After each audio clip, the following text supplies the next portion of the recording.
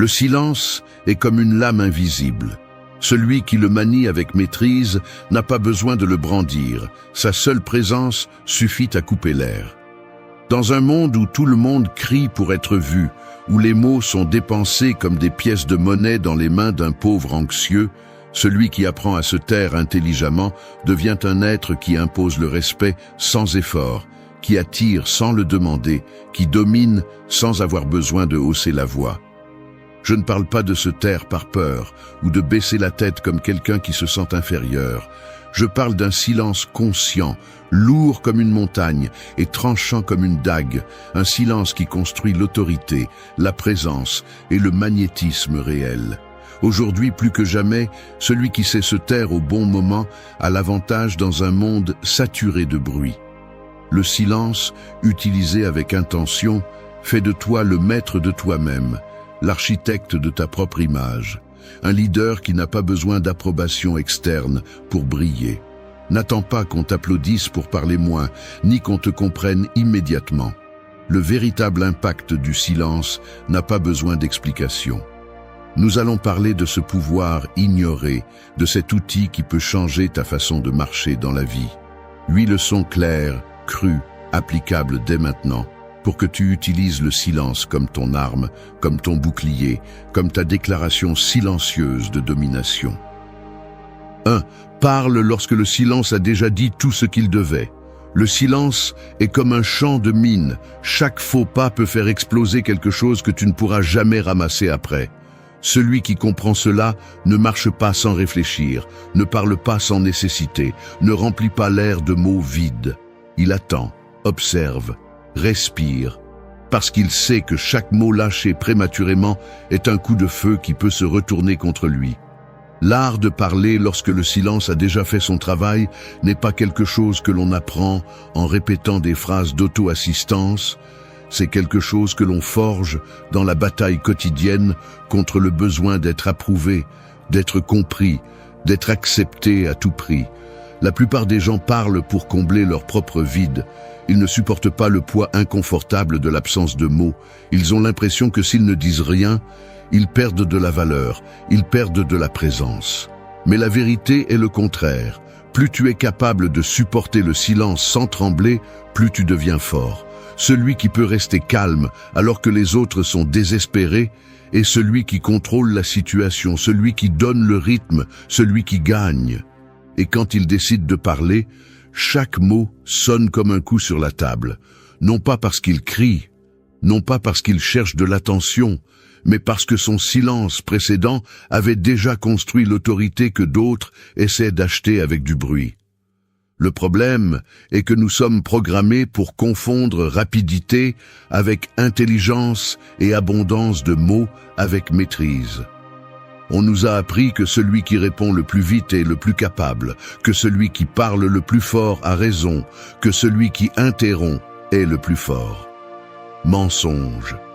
Absolu mensonge. Celui qui ne sait pas attendre que le silence mûrisse, les idées se tirent une balle dans le pied. Parce que chaque mot dit avant l'heure non seulement révèle l'insécurité, mais te rend aussi prévisible, faible, manipulable. Le silence, en revanche, te donne un avantage brutal. Il te permet de lire les autres, de sentir l'ambiance, d'observer les véritables intentions cachées derrière les masques verbaux. Parler trop tôt est comme semer sur un sol sec.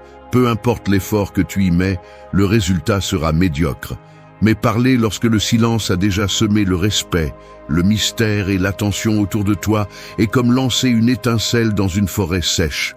Chaque mot prend, chaque idée brûle, chaque message se grave dans l'esprit de ceux qui t'entourent. Et cela ne s'obtient pas en improvisant. Cela s'obtient en te maîtrisant, en acceptant l'inconfort initial de ne pas vouloir combler le vide. En sachant que parfois, le plus grand acte de force n'est pas de dire quelque chose de brillant, mais simplement d'attendre, de regarder et de laisser le poids du moment parler pour toi. Cela ne signifie pas toujours te taire, ni devenir un fantôme. Cela signifie que chaque fois que tu parles, c'est pour une raison claire, que tes mots sont un tir précis, pas une rafale désespérée. Cela signifie que tu comprends que ta valeur ne dépend pas de combien tu parles, mais de combien tu impactes quand tu décides d'ouvrir la bouche.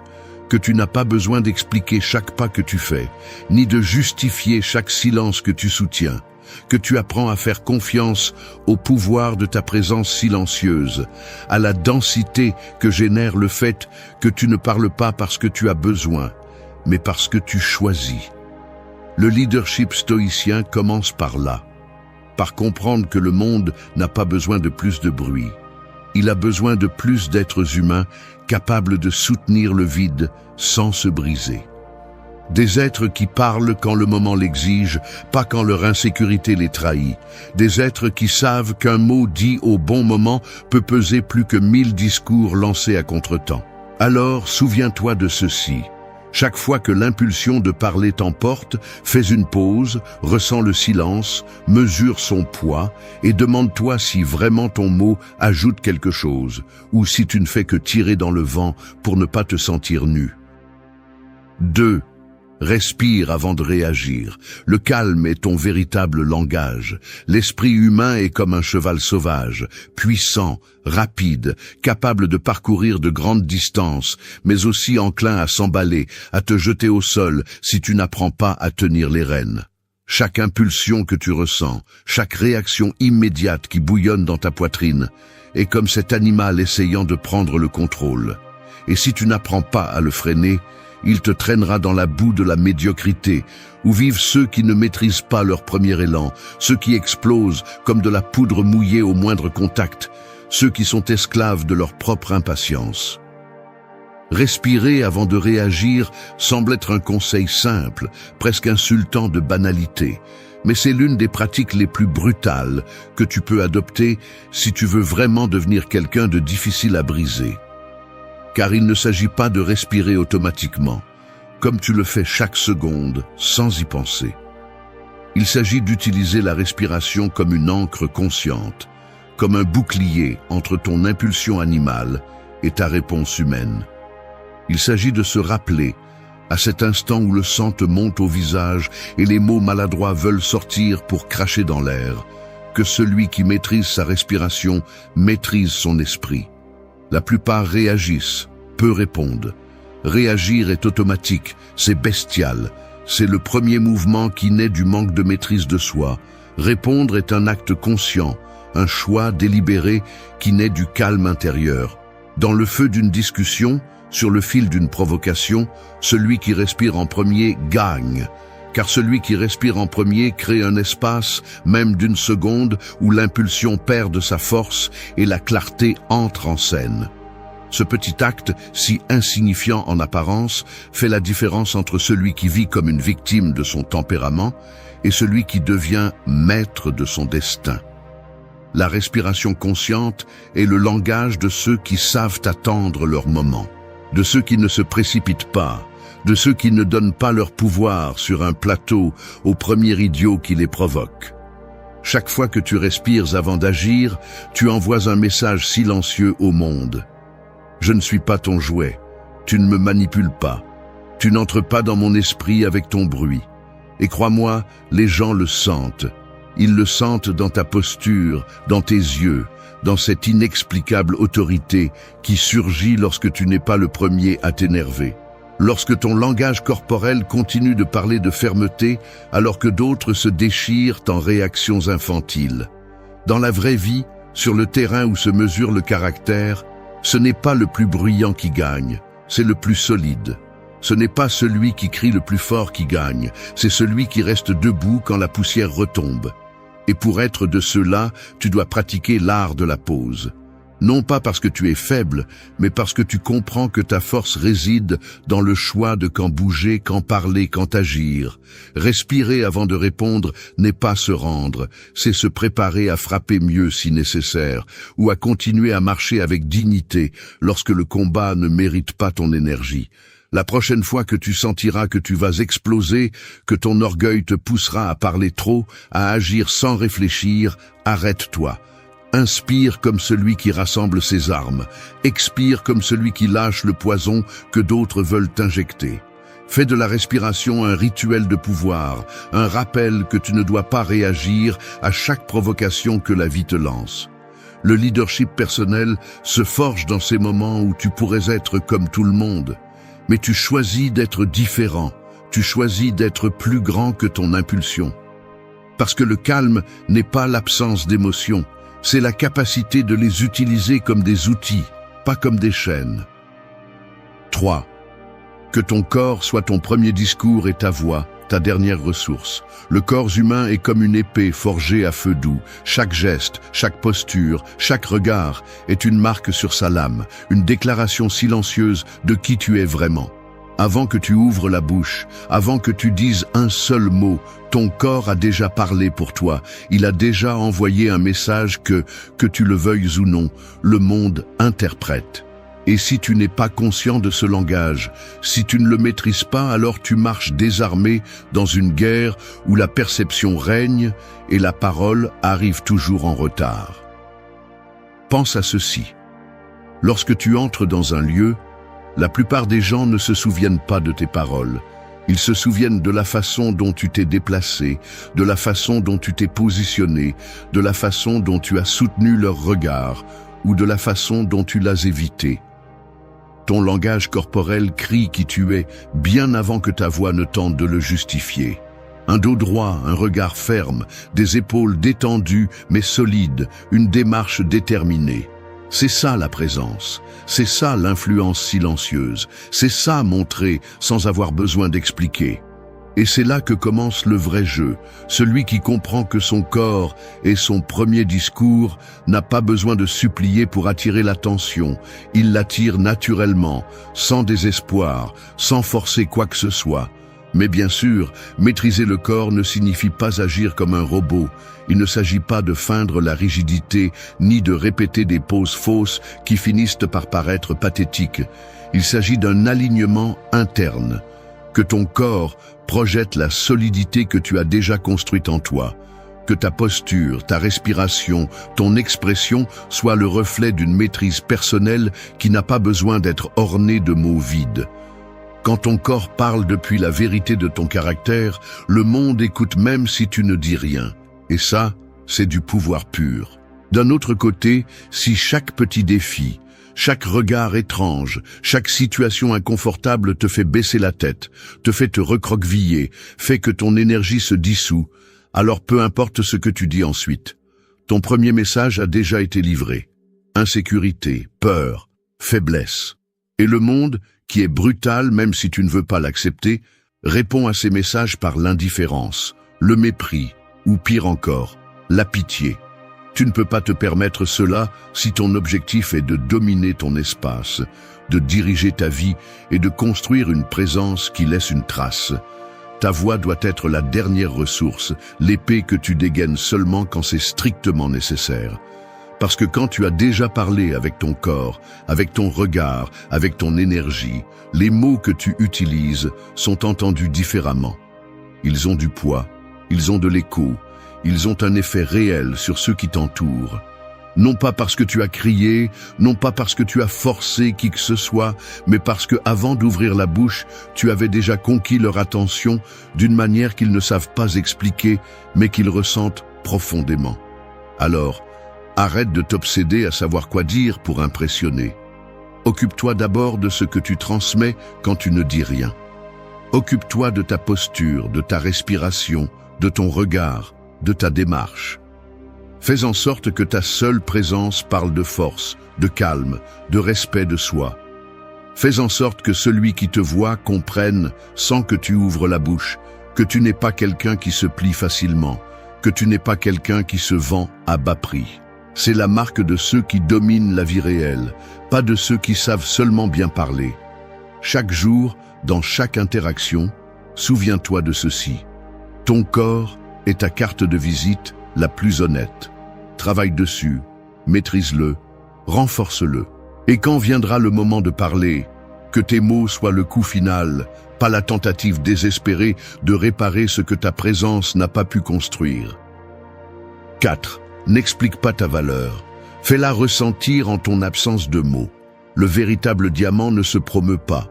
Il n'a pas besoin d'une enseigne lumineuse, ni d'un discours désespéré pour que quelqu'un remarque sa valeur. Il brille en silence, pèse dans la main, coupe le verre sans demander la permission. Il en va de même pour le véritable caractère. Il ne se crie pas, il ne se justifie pas, il ne se propose pas sur un plateau en attendant l'approbation. Il se ressent. Il s'impose inévitablement, comme le froid qui pénètre les os ou le feu qui brûle, même si personne ne le nomme. Chaque fois que tu essaies d'expliquer ta valeur, chaque fois que tu essaies de convaincre quelqu'un de qui tu es ou de pourquoi tu mérites du respect, sans t'en rendre compte, tu cèdes une partie de ton pouvoir. Car celui qui a besoin d'expliquer son importance n'a pas encore compris que le respect véritable se génère par la présence, par les actes, par la cohérence, et non par des discours vides. Celui qui a vraiment de la valeur ne court pas après la validation. Il marche fermement, laisse une empreinte et permet aux autres de se rendre compte, tôt ou tard, de ce qu'ils ont devant eux. En pratique, cela signifie résister à la tentation de te défendre quand ce n'est pas nécessaire, de justifier chaque mouvement, de demander une reconnaissance pour chaque action que tu fais. Cela signifie avoir tellement confiance en ton essence, en ton processus, en ta direction, que tu peux laisser ton silence parler plus fort que toute explication que tu essaies de donner. Car chaque mot que tu utilises pour essayer de te vendre sera utilisé pour te mesurer, pour te questionner, pour diminuer ton prix. En revanche, lorsque ta valeur se ressent et ne se discute pas, les gens comprennent qu'ils sont face à quelque chose qu'ils ne peuvent ni acheter ni modeler à leur guise. Le monde est saturé de vendeurs de vent, de bouches qui promettent, de phrases creuses qui cherchent une validation. C'est pourquoi, lorsque tu rencontres quelqu'un qui n'a pas besoin de dire quoi que ce soit pour se faire respecter, cette personne reste gravée dans la mémoire. Et tu dois être l'un d'eux. Non pas parce que tu cherches à être admiré, mais parce que tu comprends que le véritable leadership, la véritable maîtrise de soi, commence lorsque tu cesses d'avoir besoin de l'approbation comme si c'était de l'oxygène. Il y aura des moments où l'on te jugera mal, où l'on sous-estimera ta capacité, où l'on essaiera de te rendre invisible. Et c'est là que la plupart échouent, car ils ressentent le besoin désespéré de prouver, de s'expliquer, de crier qui ils sont. Ne tombe pas dans ce piège, reste centré. Souris si tu veux, mais ne te rabaisse pas à expliquer ce que le temps, les faits et ta seule présence finiront par révéler. Car dans l'art de la maîtrise sociale, celui qui sait attendre en silence est celui qui fait payer le plus cher sa valeur. Ne te précipite pas pour corriger chaque perception erronée. N'essaie pas d'imposer ta vérité à grands cris. Concentre-toi sur le fait de vivre d'une manière si solide, si cohérente, si imposante, que chaque pas que tu fais parle pour toi, que chaque action que tu fais pèse plus que 1000 justifications, que chaque absence de ta part soit plus éloquente que n'importe quel discours. Rappelle-toi ceci, tu n'es pas un produit en vente. Tu n'es pas ici pour convaincre quiconque de ta dignité. Tu es ici pour construire une vie qui parle si fort qu'elle n'a pas besoin de publicité. Le respect authentique ne se demande ni ne s'exige, il se génère. Et celui qui comprend ce principe ne s'épuise jamais à essayer de s'expliquer à ceux qui, de toute façon, ne sont pas prêts à le comprendre. Alors, la prochaine fois que tu ressens le besoin de parler pour être vu, de te justifier pour être accepté, mords-toi la langue, redresse le dos et continue ton chemin. Ta valeur n'est pas dans tes mots, elle est dans ton énergie, dans ta façon de parcourir le monde sans demander la permission. 5. Reste serein au milieu de la tempête et tu verras comment le monde se tait. La vie est un océan sauvage où les tempêtes ne préviennent pas et les vents changent de direction sans demander la permission. Les bateaux mal construits se brisent au premier coup. Les équipages désespérés crient et courent en cercle, mais le vrai capitaine n'a pas besoin d'élever la voix ni de s'agiter comme un animal piégé. Il se tient fermement à la barre, fixe son regard sur l'horizon et domine le chaos, avec la force silencieuse de celui qui ne se laisse pas emporter par l'hystérie collective. C'est ainsi que tu dois être dans un monde qui se brise au moindre contact. Chaque crise, chaque provocation, chaque attaque est un test non pas de ton intelligence, mais de ton tempérament.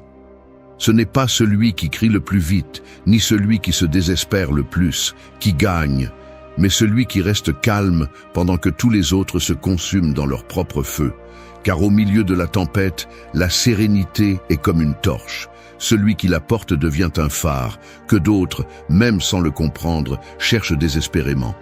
Rester serein ne signifie pas être indifférent, ni rester passif pendant que le monde brûle. Cela signifie agir avec clarté, pas avec panique. Cela signifie ne pas participer au spectacle bon marché, de perdre le contrôle pour s'adapter à l'hystérie des autres. Quand la majorité crie, court, pointe du doigt les coupables, tu dois être celui qui respire profondément, celui qui observe, celui qui mesure ses mouvements comme un guerrier, qui sait que celui qui frappe en premier, s'il le fait sans réfléchir, perd la guerre avant de commencer. Le véritable contrôle personnel ne se forge pas dans les jours tranquilles, il se trempe dans la tempête. N'importe qui peut avoir l'air bien quand tout se passe comme il le souhaite. N'importe qui peut être gentil, fort et cohérent quand il n'y a pas de pression. Mais le véritable caractère se mesure quand tout s'effondre, quand la trahison apparaît, quand les plans se brisent, quand la vie te met à genoux. Et dans ces moments-là, ta sérénité sera ton épée la plus aiguisée, ton bouclier le plus impénétrable, ta plus grande déclaration de force. N'attends pas d'applaudissements pour rester calme, ne cherche pas à être compris. La plupart ne sauront même pas interpréter ta sérénité. Certains la verront comme de la froideur, d'autres comme de l'arrogance, et beaucoup essaieront de te provoquer pour la briser. Peu importe, la sérénité n'est pas pour eux, elle est pour toi. C'est ta tranchée, ton territoire inviolable, ta zone de pouvoir absolu. Pendant que les autres s'épuisent à crier, tu conserveras ton énergie. Pendant que les autres sombrent dans des paniques inutiles, tu planifieras ton prochain mouvement. Il y aura des moments où il semblera que rester serein te mette en désavantage. Des moments où tous autour de toi attendront que tu perdes les pédales comme eux pour se valider dans leur chaos. Ne cède pas. Chaque fois que tu gardes ton calme, chaque fois que tu choisis de penser avant de réagir, chaque fois que tu parles quand c'est nécessaire et que tu te tais quand c'est plus sage, tu élèves ta stature à tes propres yeux. Ce qui est la seule validation qui compte vraiment. Rappelle-toi toujours ceci, le monde respecte, même s'il ne le dit pas toujours, celui qui ne se brise pas quand tout tremble, celui qui n'a pas besoin d'élever la voix pour imposer sa présence, celui qui, au milieu du désastre, marche d'un pas ferme et d'un regard clair, comme celui qui a déjà compris que le bruit fait partie du chemin, mais que son âme n'est pas faite pour se plier au vent. Alors fais de ta sérénité une marque indélébile, non pas comme un acte théâtral, non pas comme un déguisement, mais comme un choix quotidien, conscient et puissamment brutal. Parce qu'au final, au milieu de la tempête, ce n'est pas celui qui bouge le plus qui survit, mais celui qui maintient le mieux son centre. 6. Utilise le silence comme une épée. Il coupe plus avec une pause qu'avec 1000 phrases. Une épée n'a pas besoin de mots pour faire son travail. Elle ne crie pas, elle n'avertit pas, elle ne discute pas, elle coupe simplement. Ta présence doit être la même, précise, mortelle, propre. Chaque fois que tu choisis le silence plutôt que le discours vide, tu brandis une arme qui pénètre plus profondément que n'importe quel argument. Un silence bien placé, une pause au bon moment, a le pouvoir de dévoiler la vérité, d'exposer les faiblesses des autres, d'imposer le respect sans lever le petit doigt. Dans une discussion, dans une négociation, dans toute interaction où l'ego des autres essaie de te tirer à leur niveau, ton plus grand pouvoir ne sera pas d'avoir le dernier mot, mais d'avoir la dernière pause. Celui qui maîtrise le silence maîtrise le rythme, et celui qui maîtrise le rythme contrôle le résultat. Alors que les autres se précipitent dans une mer de justification, tu peux choisir de rester immobile, de regarder, d'attendre. Et dans cette attente, dans cette pause chargée d'intention, tu fais en sorte que l'autre se révèle, que son besoin de combler le vide le trahisse, que son insécurité émerge comme un cadavre qui ne peut rester caché. Le silence n'est pas une absence d'action, c'est une action concentrée. C'est une stratégie brutalement efficace qui n'a pas besoin de se parer pour être mortelle. Lorsque quelqu'un t'attaque verbalement, essaie de te manipuler, de te provoquer, de te sortir de ton centre. La réaction instinctive est de répondre rapidement, de te défendre, de crier plus fort. Ne le fais pas. Coupe avec une pause. Fais du silence ta première réponse, non pas comme une reddition, mais comme une déclaration de pouvoir. Que chaque seconde où tu ne parles pas pèse sur les épaules de l'autre, qu'il sente qu'il parle seul, que son attaque rebondit contre un mur invisible. Dans la vie réelle, celui qui sait utiliser la pause au lieu du cri crée un champ de gravité autour de lui. Il n'a pas besoin d'orner son discours de phrases élaborées, ni de gagner chaque petit débat. Son silence tendu, son regard fixe, sa respiration contrôlée communiquent tout ce qui doit être dit. Et ce que tu accomplis n'est pas seulement de déconcerter celui qui te fait face, mais aussi d'envoyer un message clair à quiconque observe. Tu n'es pas quelqu'un qui se meut par impulsion. Tu es quelqu'un qui décide quand et comment brandir son épée. Le stoïcisme enseigne que celui qui contrôle ses émotions contrôle son destin. Et le silence, utilisé avec maîtrise, est la manifestation physique de ce contrôle. Il n'y a pas de plus grande démonstration de force intérieure que de regarder une provocation dans les yeux et de répondre avec une pause qui coupe l'air. Non pas parce que tu n'as rien à dire, mais parce que tu sais que tout ne mérite pas une réponse immédiate, que la véritable force est de résister au premier élan et de choisir le moment exact pour agir, ou mieux encore, pour laisser l'ennemi se consumer seul. Chaque fois que tu choisis une pause, plutôt qu'une réaction automatique, tu forges une épée plus tranchante. Chaque fois que tu te tais stratégiquement, tu affines ta capacité à frapper là où cela compte vraiment. Parce que les mots, lorsqu'ils sont rares et bien gérés, deviennent des armes de précision. Mais pour arriver à ce point, tu dois t'entraîner dans l'art inconfortable de ne pas remplir chaque vide, de ne pas sauver chaque silence, de ne pas tirer chaque fois que tu ressens la tentation de le faire. Alors commence à voir ton silence pour ce qu'il est, un tranchant affûté, un outil de guerre, une expression de pouvoir absolu. Tous les combats ne se gagnent pas en combattant. Beaucoup des meilleurs se gagnent simplement en sachant quand ne pas bouger, quand laisser le bruit de l'autre être sa propre condamnation. Celui qui maîtrise la pause, maîtrise le jeu. Et dans un monde saturé de bruit, celui qui sait quand se taire coupe plus profondément que celui qui tire 1000 phrases sans impact. 7. Protège ton essence comme un trésor. Tout ne doit pas être montré, tout ne doit pas être dit. Un vrai trésor ne s'expose pas en vitrine, ni ne s'annonce avec des feux d'artifice. Il se garde en profondeur, se protège par le silence et la stratégie, car sa valeur réside précisément dans le fait que tout le monde ne peut ni le voir, ni le toucher, ni le comprendre. Il en va de même pour ton essence. C'est ta plus grande richesse, ta force la plus intime.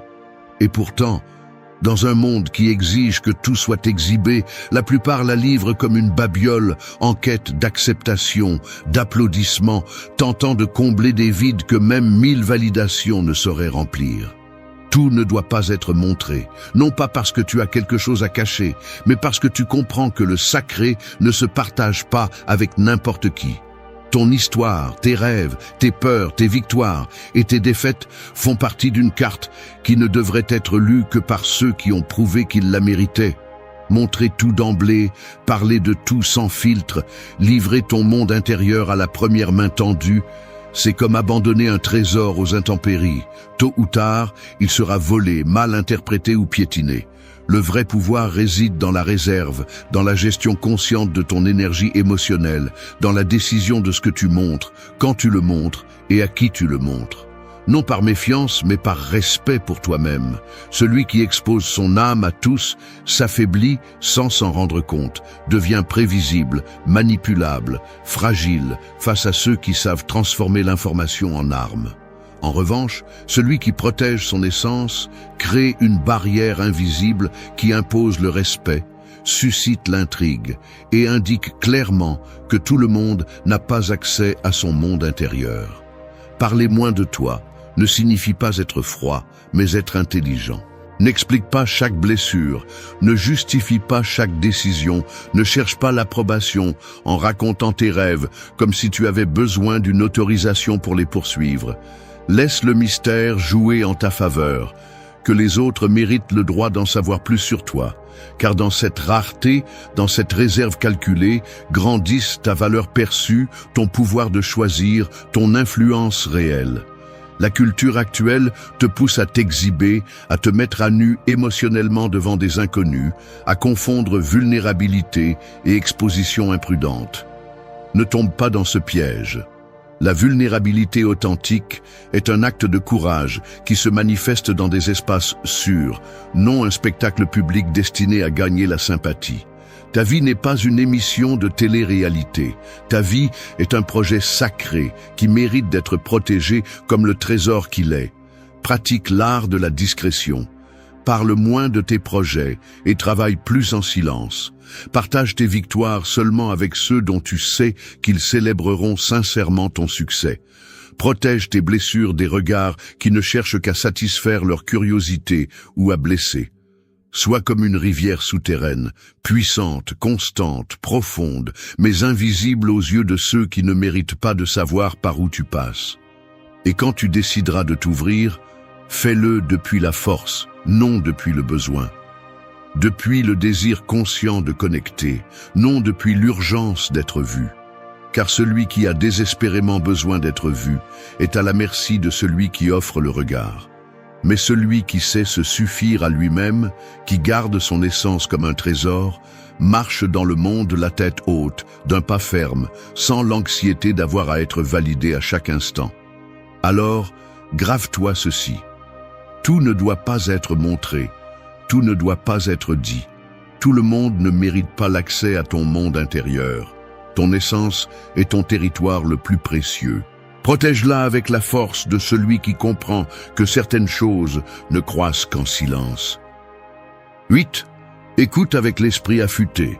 Celui qui comprend en silence choisit avec puissance. L'esprit est comme une épée. Il peut être émoussé, rouillé et maladroit dans les mains de celui qui n'écoute que pour répondre rapidement. Ou il peut être précis, affûté et mortel chez celui qui apprend à vraiment écouter. Dans un monde où tout le monde parle et peu écoute, celui qui sait garder le silence et affûter son esprit pendant que les autres s'épuisent dans le bruit devient un joueur invincible. Parce que tandis que d'autres tirent des mots sans viser, tu recueilles des informations, tu lis les intentions, tu vois au-delà des masques et tu choisis ton moment pour agir avec une précision qui ne peut être égalée par celui qui réagit sans réfléchir. Écouter n'est pas simplement rester silencieux en attendant ton tour pour parler. Écouter est une forme active d'attaque. C'est observer les nuances, les gestes, les incohérences. C'est entraîner l'oreille et le regard pour capter ce qui n'est pas dit, pour comprendre ce que d'autres révèlent sans le vouloir. Chaque conversation est un champ de bataille silencieux où celui qui perçoit le plus, pas celui qui parle le plus, gagne. Celui qui sait écouter avec l'esprit affûté se rend compte des points faibles des autres, de leurs désirs cachés, de leurs peurs déguisées en arrogance, de leurs insécurités cachées dans des blagues ou des excuses. Et voici la clé. Pendant que le monde se dispute pour savoir qui sonne le plus fort, tu te bats dans une ligue différente. Tu te bats pour savoir qui comprend le plus profondément. Parce que celui qui comprend choisit. Il choisit où marcher, quand parler, quand attaquer et quand attendre. Il ne marche pas à l'aveuglette, il n'agit pas impulsivement, il n'est pas emporté par les émotions des autres. Il reste dans son centre, armé jusqu'aux dents avec les informations que les autres donnent pendant qu'il pense qu'il gagne la discussion. Écouter avec l'esprit affûté implique aussi de comprendre que tout ce que tu entends ne mérite pas une réponse. Parfois, la véritable victoire est d'acquiescer en silence, de laisser l'autre s'exposer seul, de laisser le flot de ses paroles révéler plus qu'il n'aurait voulu montrer. Chaque pause que tu fais pour analyser, chaque silence que tu maintiens pendant que les autres se noient dans leur propre verbiage, est une brique de plus dans le mur de ton domaine personnel. Et c'est que celui qui écoute bien, choisit bien. Il choisit ses batailles, ses relations, ses affaires, ses mots. Il ne s'engage pas dans des guerres qui n'en valent pas la peine. Il ne se laisse pas entraîner dans des drames étrangers. Il ne perd pas d'énergie à essayer de corriger celui qui ne veut pas être corrigé. Il écoute, il traite, et il décide. Non pas par lâcheté, mais par une brutalité intelligente, parce qu'il sait que chaque mot et chaque mouvement a un prix et que tout ne vaut pas la peine d'être payé. Dans la vie quotidienne, cette compétence devient un avantage monstrueux. Alors que d'autres révèlent leurs cartes dès qu'ils commencent à jouer, tu observes en silence, tu analyses leurs mouvements, tu vois leurs modèles, et quand tu décides de bouger, tu le fais de manière à ne laisser aucune place à l'erreur. Tu n'as pas besoin de deviner, tu n'as pas besoin d'improviser. Parce que tu as tellement écouté, tu as tellement compris que ton choix est un acte chirurgical, pas un tir à l'aveuglette. Alors, entraîne ton esprit à écouter différemment. N'écoute pas pour répondre rapidement, écoute pour mieux comprendre. N'écoute pas pour gagner des discussions, écoute pour gagner de vraies batailles, celles qui se livrent dans l'esprit avant d'arriver aux mots. Chaque conversation est une mine d'or d'informations, mais seulement pour celui qui a la patience et la discipline d'affûter son esprit en silence. Rappelle-toi toujours ceci. Celui qui maîtrise l'art d'écouter avec l'esprit affûté ne survit pas seulement dans un monde de bruit, il le gouverne. Parce que pendant que tout le monde se bat pour être entendu, tu te bats pour comprendre. Et dans cette compréhension silencieuse réside le véritable pouvoir. Merci d'être resté jusqu'à la fin de la vidéo. Si vous avez tout vu, commentez « Je suis stoïcien ». N'oubliez pas de vous abonner et de liker la vidéo si elle vous a plu. Rendez-vous dans la prochaine vidéo et rappelez-vous, continuez à cultiver votre esprit stoïque.